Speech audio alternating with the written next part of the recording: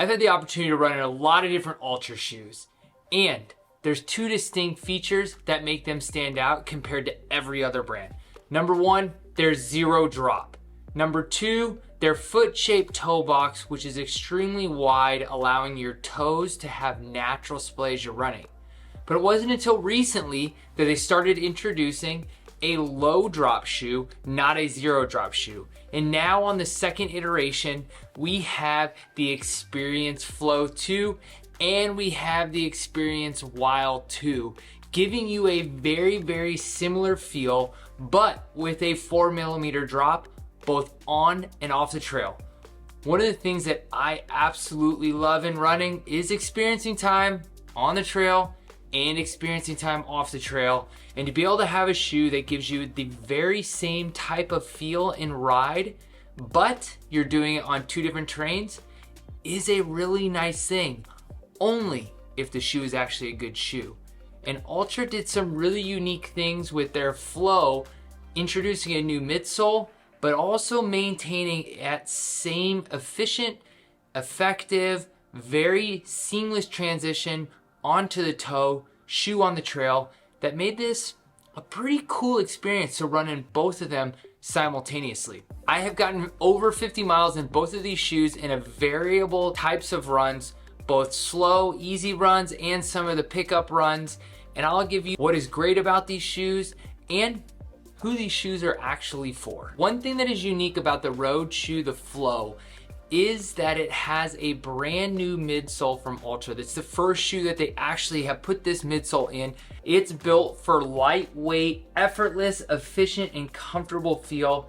And yeah, you know, when somebody gives you a midsole with a bunch of adjectives, the question is, does it really live up to that? And it actually does pretty much live up to it. To me, this is the most responsive Altra shoe that I have put on. Now, I haven't ran in any of their racer shoes, the ones that have a carbon plate like the Vanish, but you know, this is significantly better than the previous shoes that I had put on. The Wild version, although it does not have that same midsole, it has their, you know, kind of original EVA compound, it is still an extremely efficient, lightweight, effortless type feel on this shoe. And I'm not sure if that's because this is my first time ever running in the 4mm drop shoe of Altra, but it was a very nice feel, although it doesn't have that updated midsole. They both still do have that traditional toe box, and if you know things about Altra,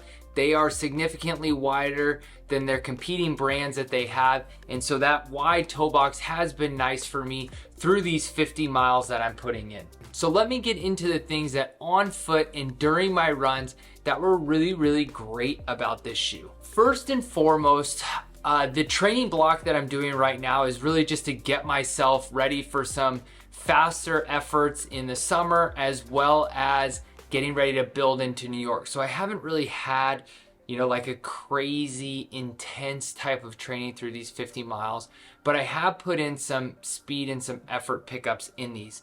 And one of the things that I did notice during those kind of up-tempo times through this is these shoes, both of them, because I've gotten some up-tempo on the trail and I've gotten some up-tempo on the road with the Flow and the Wild on the trail.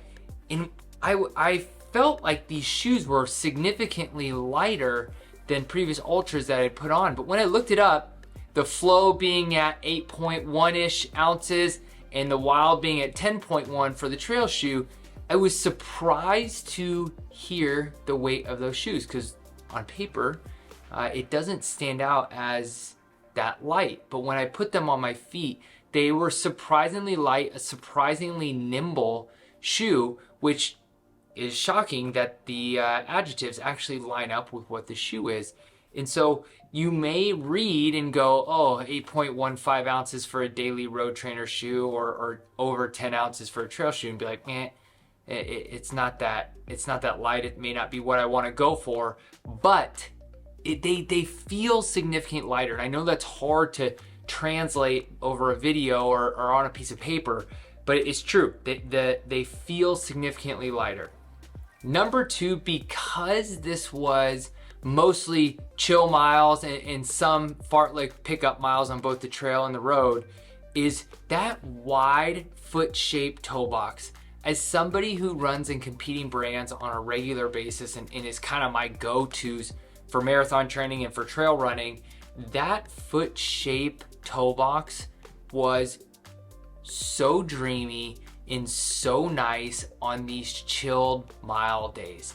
And I know it is one of those things that may feel like you kind of are swimming in it the first time you're in it. I know the first time I ran in ultras, I felt like I was swimming through the toe box because I was used to the tighter toe boxes of other brands.